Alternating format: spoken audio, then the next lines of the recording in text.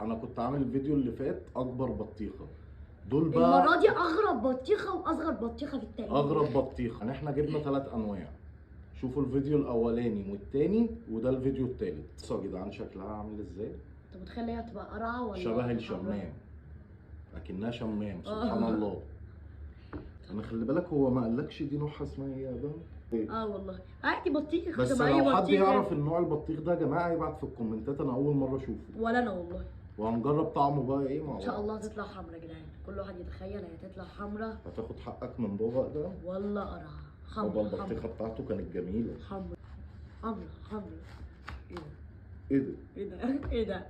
بصوا يا جدعان انا بقول لكم شبه الشمام، بصوا من جوه عامله ازاي. دي صفرة، هي شمام شكلها. بصوا شكلها غريب قوي. بس ندوقها بس الراجل بقى قال لي ممكن. بطيخ ما هو بطيخ فيه بذر اهو. لا بس شكلها غريب كده، قوي. شم كده ريحتها بطيخ. بطيخ يا جدعان. طب استنى نقطعها ندوقها ده. قطع كده. لا يا جدعان ده حاجة غريبة يعني الصراحة. شكلها غريب قوي قوي. انا اول مره في حياتي هدوق النوع ده يا جدعان، لو حد يعرف نوعها ايه يبعت في الكومنتات، انا اول مره اشوفها. وانا هتدوق انت قبليه؟ ايه طعمها بطيخ. بالله عليك؟ والله. انا قصدي مسكره.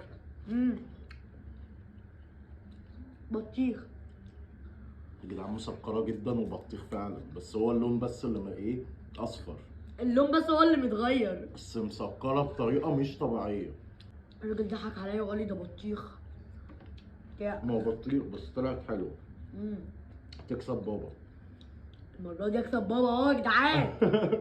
انا ناقص انا يا جدعان بقى هجيب لكم نوع ونجربه ان شاء الله هتطلع احلى واحده. مسكره قوي. قوي. غريبه.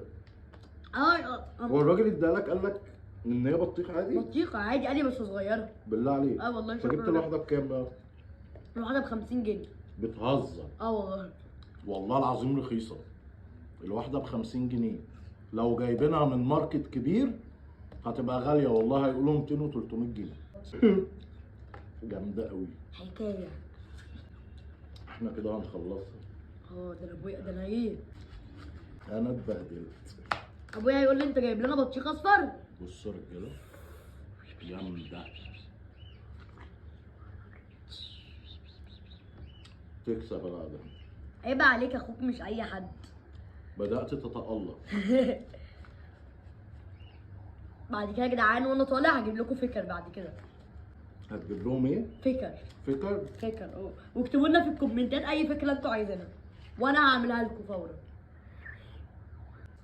لا رخيصة ب50 والله العظيم. ادم بقى خبير بطيخ خلاص.